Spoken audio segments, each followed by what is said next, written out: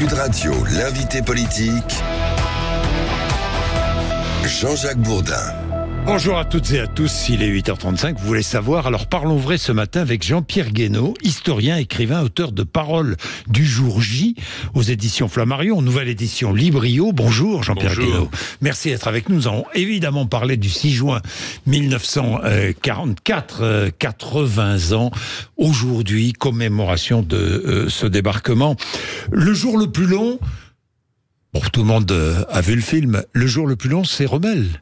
C'est Rommel qui avait qui a dit cela. Oui, Rommel avait de la mémoire et il avait vérifié que certaines plages de Normandie étaient des plages jumelles des plages où les Alliés avaient débarqué en Sicile. Et il a, sur l'ordre d'Hitler, personnellement inspecté cette partie du mur de l'Atlantique. Et c'est lui qui a renforcé les fortifications d'Omaha Beach. C'est pour ça qu'on l'a appelé Omaha sanglante. Et quand il est passé pour inspecter tout ça, il a vu que c'était tout à fait insuffisant. Il a fait renforcer les fortifications de telle manière que d'une part, les batteries à la pointe du Hoc et surtout 2 mitrailleuses, il suffisait de 2 mitrailleuses sur cette plage pour verrouiller la plage complètement. C'est la raison pour laquelle, heureusement que les informations ne passaient pas assez vite à l'époque, du côté des Allemands comme du côté des Alliés, parce qu'à la mi-journée, il y a eu un grand danger. Si les informations avaient été plus rapides, il n'est pas impossible que les Alliés aient décidé de faire demi-tour, en tout cas sur Omaha Beach. Et ça aurait été quelque chose d'épouvantable. Alors, Omaha Beach, ce sont les Américains qui ont débarqué. Utah Beach, les Américains.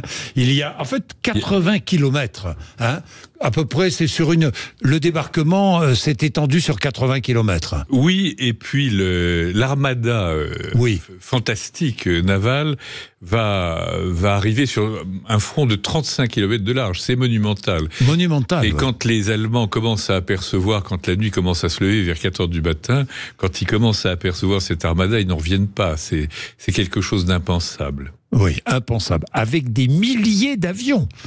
Déjà, dans la nuit, les premiers parachutistes ont été largués derrière les défenses allemandes. Et quelques jours avant, déjà, des gens qui s'infiltraient. Le rôle de la résistance, qu'il faut jamais oublier. Très important. Et puis le rôle des débarquements précédents. Parce qu'on parle du débarquement, du jour J, c'est un peu injuste. Il y a des débarquements. D'abord, l'heure de vérité, c'est après le débarquement. C'est la bataille de Normandie, épouvantable. Qui a suivi. 50 000 morts parmi les civils, qu'on oublie trop souvent.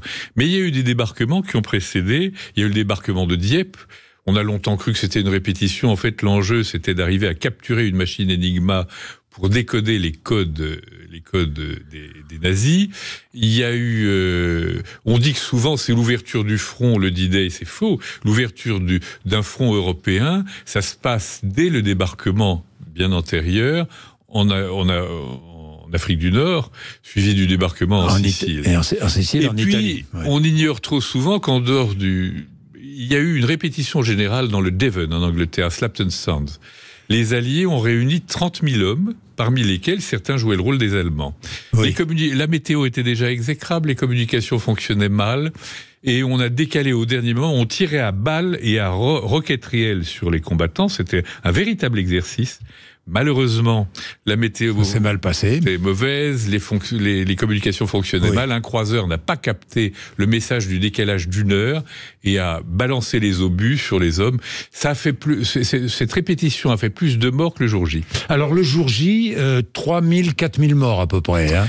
Moins que prévu. Moins que prévu, parce que on a été servi par le grand bazar. Par le chaos. Alors le chaos vient essentiellement du fait que les technocrates sont toujours là.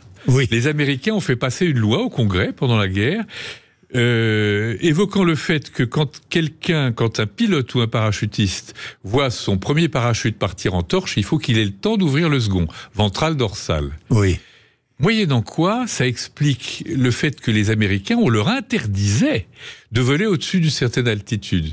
Moyennant quoi, météo désastreuse, vague de 2 mètres, tempête épouvantable, les parachutistes tombent n'importe où, et surtout l'imprécision des bombes, entre autres sur les plages, qui font que les blocos à Omaha Beach ont bien tenu le coup. Ont bien tenu le coup et ont tué les soldats allemands. Alors, donc, 4 000 morts le premier jour, avec Omaha, c'est là où ça a été le plus difficile.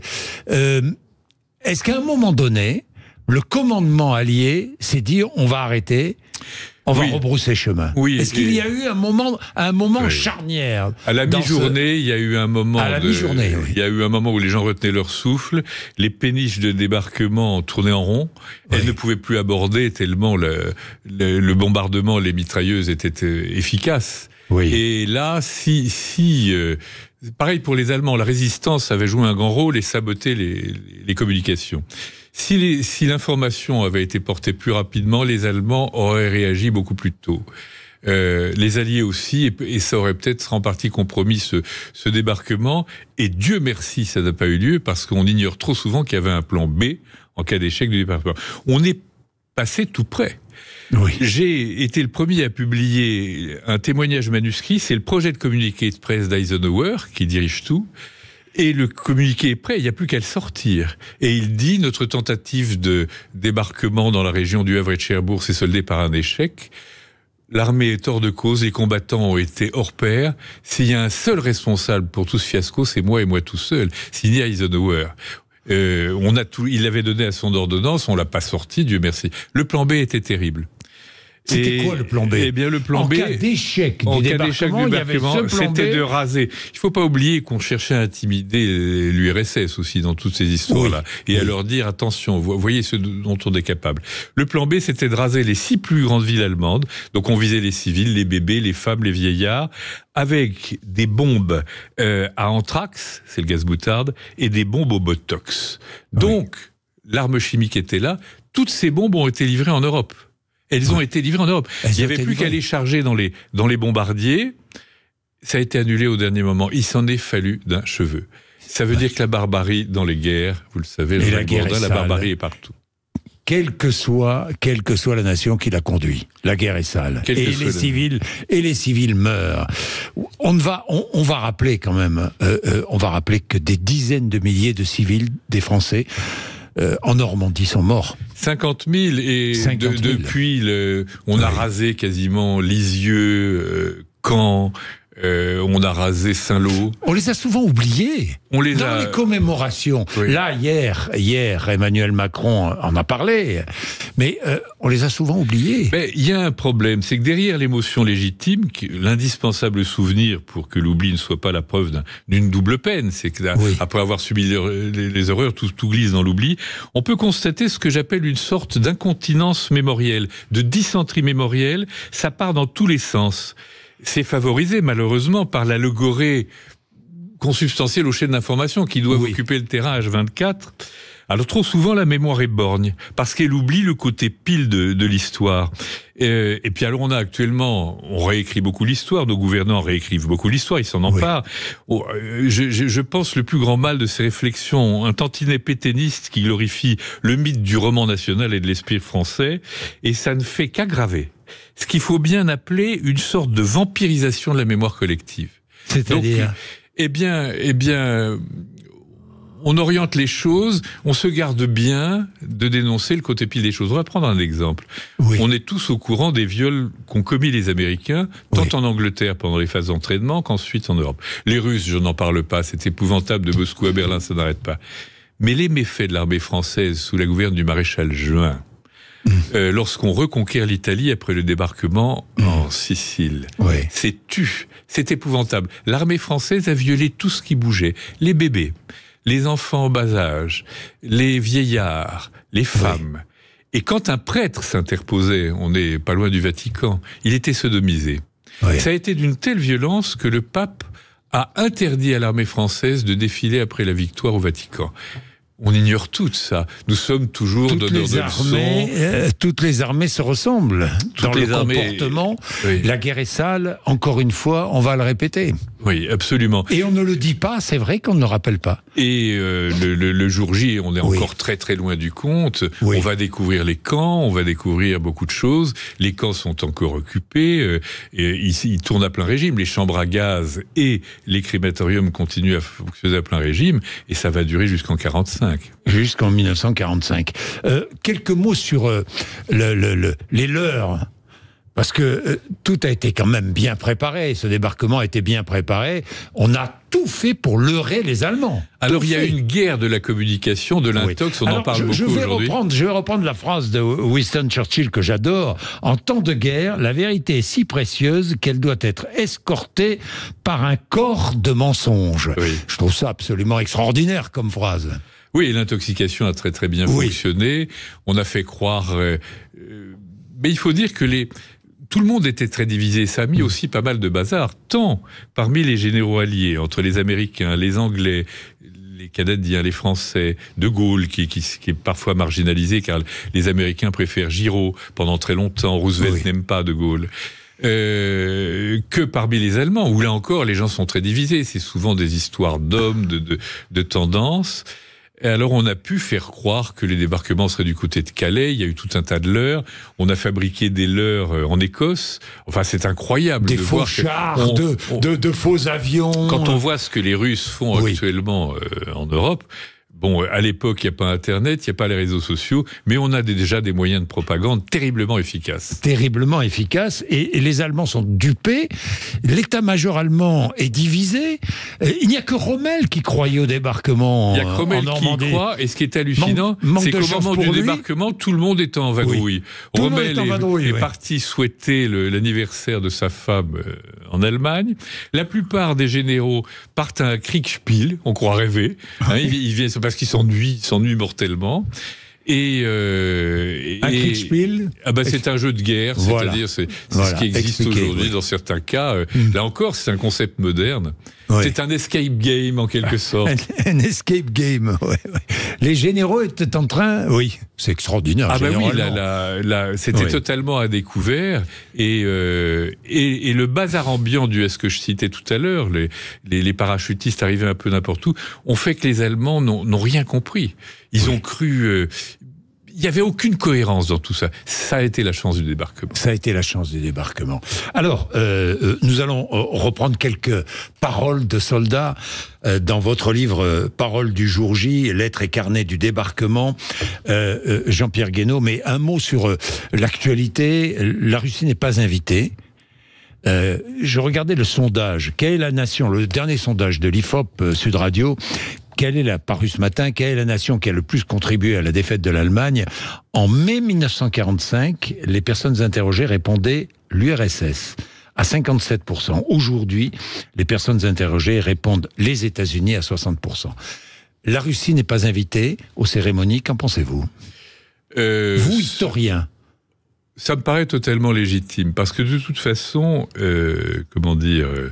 les Russes n'ont pas participé au débarquement. Ils n'ont pas participé au débarquement, alors que toutes les nationalités ont participé. Les Belges, les Danois, les Norvégiens, et puis alors, il y a ces pauvres du commando Kiefer. On n'arrête pas de les glorifier. 177. On oublie de dire ce que la mémoire leur a fait subir.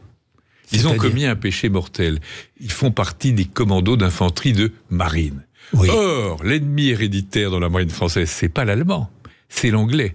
Donc c'était le péché mortel. Ils débarquent sous uniforme anglais. Ils l'ont payé très longtemps. Lors du 60e anniversaire de l'armistice, lorsqu'Obama et Poutine se sont fait un petit sourire, lors de cet anniversaire, il restait encore des survivants du commando Kiefer. Beaucoup ont été tués pendant le premier assaut. Ils ont libéré l'Europe jusqu'à Berlin. Eh bien, la plupart n'avaient toujours pas leur Légion d'honneur. Vous vous rendez compte? Le poids de la rancune sur la mémoire. Donc il faut avoir tout ça en tête. Aujourd'hui, évidemment, ce qui est intéressant, c'est que l'Ukraine est invitée, la Russie ne l'est pas, et ça paraît tout à fait légitime, parce que ce qui se passe est comparable. Et le gros problème, c'est de savoir, nos jeunes, nos enfants, nos petits-enfants, malgré la légitimité de ce combat pour la liberté, la flamme de la résistance ne s'étendra pas, De Gaulle l'annonçait très tôt, Churchill aussi. S'ils sont très généreux, les jeunes, aujourd'hui, dans les ONG, seraient-ils prêts à donner leur vie pour la liberté, comme l'ont été? Et c'est ça qu'il faut célébrer. L'infini générosité de ces gens beaucoup plus jeunes qu'on le croit. Mais oui, parce que tous ces soldats venus d'ailleurs, d'outre-Manche, venus, qui ont traversé l'Atlantique. Ils ont entre 17 et 23 ans. Entre 17 et 22, Je dis toujours, 23 si demain vous tournez un film sur la Première ou la Seconde Guerre mondiale, allez recruter vos figurants en seconde, première et terminale. Oui. Le jour le plus long, caricature, ils ont plus de 50 ans. Oui. Tom Hanks lui-même, dans un film bien meilleur, qui est Le Soldat Ryan, c'est un beau quadra viril de 45 ans. Mais c'est un ancêtre, c'est une antiquité. À 30 ans, on est vieux lors du débarquement. Oui, à 30 ans, on est vieux. Vos lettres, ces documents que vous avez réunis, rassemblés dans Paroles du jour J. Tiens, donnons la parole à un soldat allemand. Il s'appelle comment ? Franz Gockel, soldat allemand, qui était en première ligne. Il vient de fêter ses 18 ans. La veille, ses amis ont voulu l'emmener au bordel. Il a refusé. Il n'a pas envie que ses premières expériences soient de cette nature. Et il est l'un des 2 mitrailleurs qui, grâce à l'intelligence de Rommel, ou à cause, tient la plage d'Omaha Beach sous sa mitrailleuse, sous le feu de sa mitrailleuse. Il est responsable. Ils sont deux.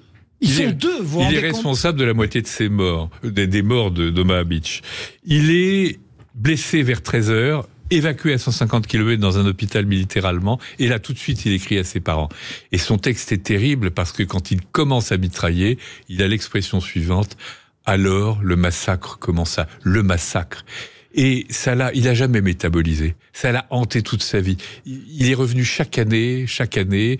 En plus, dans le civil, il était le fils d'un couvreur lui-même. Il a eu beaucoup de travail après la guerre, parce que des toits à refaire, il y en avait un paquet. Oui, et il est revenu chaque année ? Il est revenu chaque année.